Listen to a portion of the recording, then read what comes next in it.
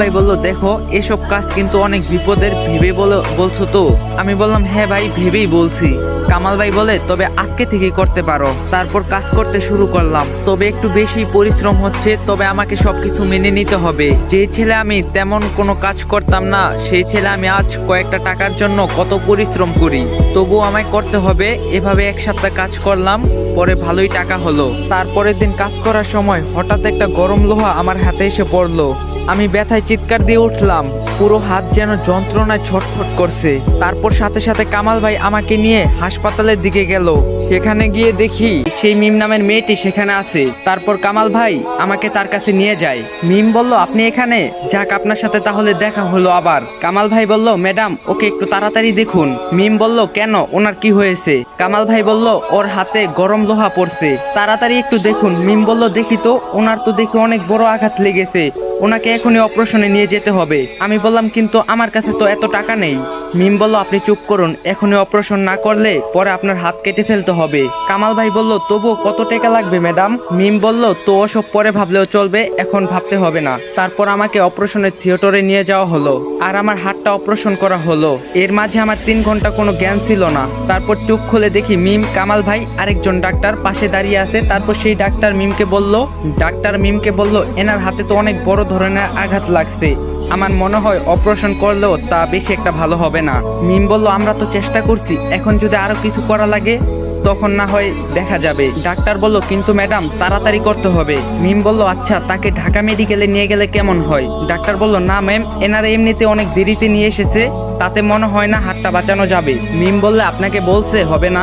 কামাল ভাই বলল, ম্যাডাম তাহলে এর এখন কি হবে? মিম বলল, আপনি চিন্তা করবেন না, সব ঠিক হয়ে যাবে। তখনই একজন নার্স একটা রিপোর্ট নিয়ে এসে বলে, এই যে ম্যাম, তার হাতের রিপোর্ট। তারপর মিম রিপোর্ট দেখে বলল, মিম বলল, হাতের অবস্থা তো সত্যিই বেশি ভালো না, এখন কি করা যায়? ডাক্তার মিমকে বলল, তাহলে এখন আমরা কি করব? কিছু তো করা লাগবে, তার হাতটা তো পচতে শুরু করছে। মিম বলল, আচ্ছা, তাকে কি একবার থাইল্যান্ড নিয়ে গেলে কেমন হয় তার হাতের চিকিৎসা করার জন্য? তখনই আমি বলে উঠি, না ম্যাম, আমার কাছে এত টাকা নেই, আমি কি করে যাব? মিম বলল, আপনার জ্ঞান কখন ফিরলো? আমি বললাম, এখনই। মিম বলল, তা আপনার বাড়ির কোনো লোককে তো দেখতে পারছি না, তারা কোথায়? আমি বললাম, আমার কেউ নেই। মিম বলল, কোনো আপনজনও নেই? আমি বললাম, না, কেউ আমার আপন নেই।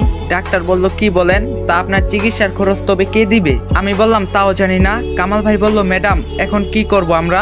ডাক্তার বলল, ম্যাডাম তাহলে ওনার এই হাতটা কেটে ফেলতে হবে, না হলে হাত থেকে পুরো শরীর পচন ধরবে। পরে মিম বলল, আপনার নাম রাফি তাই না? কামাল ভাই বলল, ম্যাডাম আপনি ওর নাম জানেন?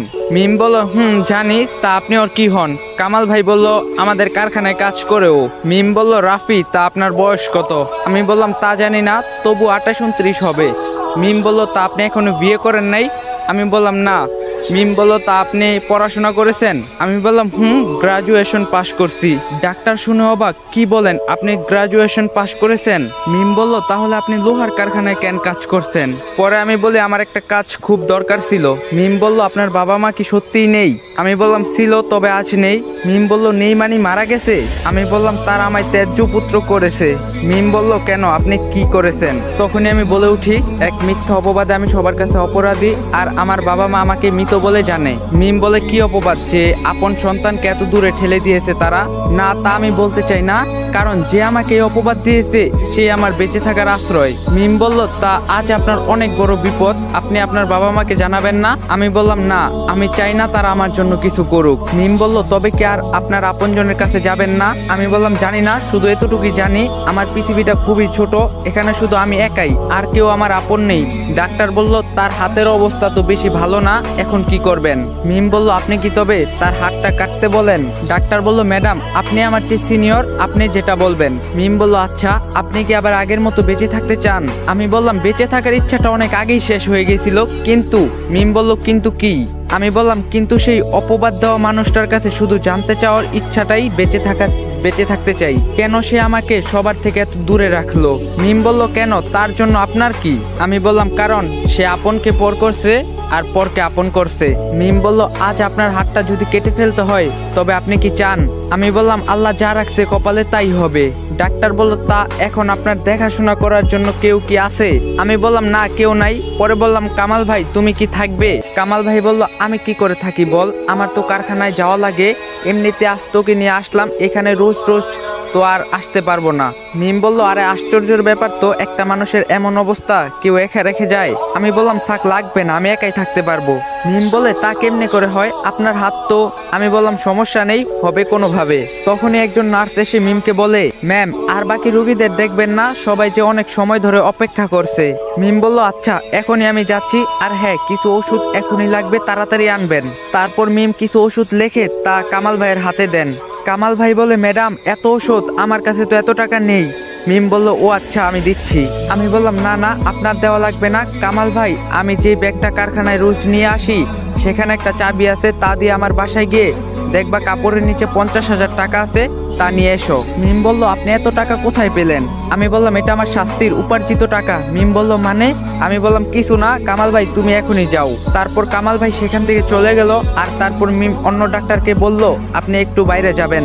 ডাক্তার বলল, জি ম্যাম যাচ্ছি। তারপর অন্য ডাক্তার চলে যাওয়ার পর মিম আমাকে বলল, মিম বলল, আচ্ছা আপনি কি আপনার সেই মিথ্যা অপরাধীকে ভালোবাসতেন? আমি বললাম, আজও অনেক ভালোবাসি। মিম রেগে গিয়ে বলল, আচ্ছা আপনি কি পাগল? আমি বললাম, তা জানি না, তবে আমি জীবনে তাকেই শুধু পাগলের মতো ভালোবাসছিলাম। মিম বলল, তা আজ যে আপনার এই অবস্থা, তার জন্য জানেন কে দায়ী? আমি বললাম, জানি। মিম বলল, কে বলুন দেখি। আমি বললাম, আমি নিজেই। মিম বলল, কি বলছেন এসব? আমি বললাম, হ্যাঁ আমি এর জন্য দায়ী, তাই গত 8 বছর ধরে শাস্তি পেয়েছি, আর আজও পাচ্ছি। আমার কথা শুনে মিম হতবাক হয়ে যায় আর বলে, একটা মানুষ কি করে এত কিছুর পরও তাকেই ভালোবাসতে পারে? মিম বলল, তা আপনার নামে কি অপবাদ দিয়েছিল? আমি বললাম, তা আপনি জেনে কি করবেন? তখনই একটা নার্স এসে বলে, ম্যাম আপনি আসবেন না? মিম বলে, হ্যাঁ এখনই আসছি। তারপর মিম চলে গেল সেখান থেকে, আর আমি একা পড়ে রইলাম বিছানায়। হায়রে আমার জীবন, ভালো থাকতে কি না করলাম, আর আজ আমি কত বড় বিপদের মুখোমুখি, কি যে করব তা